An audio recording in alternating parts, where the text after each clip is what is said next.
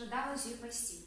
Чаму? Не таму, што там жанчыны-пенсіянеркі раздаваць цукерачкамі, частавалі печывам, а яшчэ і таму, што мне падабалася з імі размаўляць. Вось шчыра слухаць гэтыя гісторыі, жарты, дзяліцца чымсьці сваім і знаходзіць у гэтых людзях сталага ўзросту, ведаеце, такіх быццам у сваіх равеснікаў, которые цябе разумеюць і на адным з табой узроўні.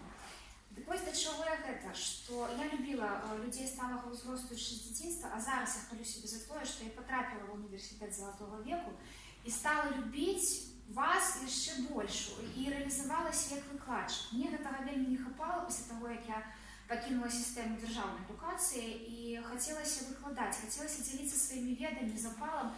І вось тут я спадзяюся, што мне гэта атрымалася. Яшчэ за актыўныя заняткі часу нам хапала, ну мала калі нам хапала часу, увогуле паўтары гадзіны праходзілі вельмі хутка, таму што на занятках было ўсё, як казалі, і краязнаўства, і гісторыя, і зразумела, што мовазнаўства, літаратура была. Вось, далей разнастайныя тэмы былі. Магчыма, дала штосьці новае ў вывучэнні мовы. Пакуль што я гэта пераварваю, не магу сказаць, што новае, але я адчуваю, што штосьці новае атрымалася. Як падалося, магу паставіць сабе вялікі плюс, што мяне слухачы полюбілі.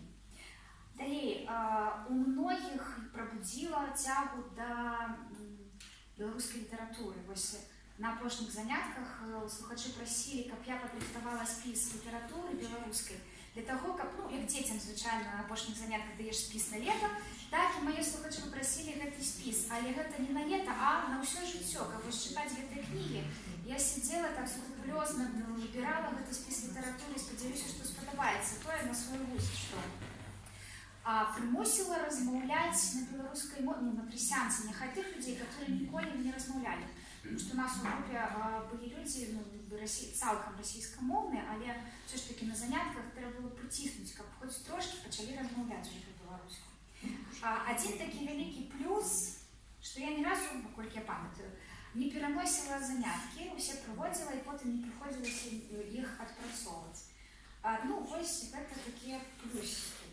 На наступны год, увогуле, все ж таки трэба мець больш рашучасці для таго, каб развязваць людзям языкі, каб яны размаўлялі ходзілі на трасянцы. І яшчэ было практыкі шмат, але неабходна ўсё ж больш. І трэба даць адкрыты занятак, я лічу.